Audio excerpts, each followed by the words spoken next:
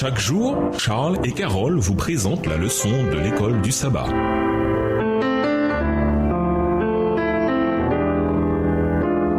Bienvenue à votre émission. Dieu nous parle. Nous avons la leçon de jeudi, grandir en Christ. Quel danger menace la maturité chrétienne de l'Église? Lisons Éphésiens 4, verset 14. Éphésiens 4, verset 14, c'est pour cela qu'il est dit « Réveille-toi, toi qui dors, relève-toi d'entre les morts, et Christ t'éclairera. » Paul perçoit un environnement qui ressemble beaucoup au nôtre et au sein duquel différentes idées comme tout vent de doctrine, version Colombe, et les ruses et les manœuvres sont imposées aux croyants. Il utilise 3 séries d'images pour décrire les dangers d'une théologie rebelle. Premièrement, l'immaturité de l'enfance. Nous ne serons plus de tout petits. Deuxièmement, le danger de la haute mer, ballotté et emporté par tout vent de doctrine, version 2 21. Et troisièmement, le fait d'être escroqué par des gens malins qui, tels des joueurs, font des tours de passe-passe. Paul emploie au sens figuré le terme grec kubéa, jeu de dés, pour dire fourberie ou manœuvre. Paul croit que les dissensions sont une marque de l'erreur. Ce qui nourrit le corps, le fait grandir et le garde uni est bon, tandis que ce qui l'épuise et le divise est mauvais. En se détournant des enseignements clivants pour se tourner vers les instructions d'enseignants éprouvés et fidèles, Éphésiens 4, verset 11, les croyants avanceront vers la véritable maturité chrétienne et joueront un rôle efficace dans le corps de Christ. Éphésiens 4, les versets 12 et 13, voire aussi Éphésiens 4, les versets 15 et 16. En quoi une église en bonne santé fonctionne-t-elle comme un corps en bonne santé? Lisons Éphésiens 4, les versets 15 et 16. Éphésiens 4, les versets 15 et 16. Prenez donc garde de vous conduire avec circonspection, non comme des insensés, mais comme des sages. Rachetez le temps, car les jours sont mauvais. Dans Éphésiens 4, les versets 1 à 16, Paul prône l'unité de l'Église et il mobilise ses interlocuteurs pour qu'ils favorisent cette unité. Tandis que l'unité est une certitude théologique, Éphésiens 4, les versets 4 à 6, elle exige de nous quelques efforts, Éphésiens 4, verset 3. Devenir des membres actifs du corps de Christ est une manière de favoriser l'unité, Éphésiens 4, verset 7 à 16. Chacun de nous est une partie du corps et doit contribuer à sa santé et à sa croissance, Éphésiens 4, versets 7 et 16. Nous devons tous également bénéficier du travail des apôtres, des prophètes, des évangélistes et des pasteurs enseignants, Éphésiens 4, verset 11. Ces membres comme les ligaments, les tendons et chaque jointure, Éphésiens 4, verset 16, version Darby, ont une fonction unificatrice pour nous aider à grandir ensemble en Christ qui est la tête du corps. Éphésiens 4, versets 13 et 15. Quels sont les vents de doctrine qui soufflent dans notre Église aujourd'hui et comment ne pas se laisser emporter? Au revoir. Et à demain si Dieu veut.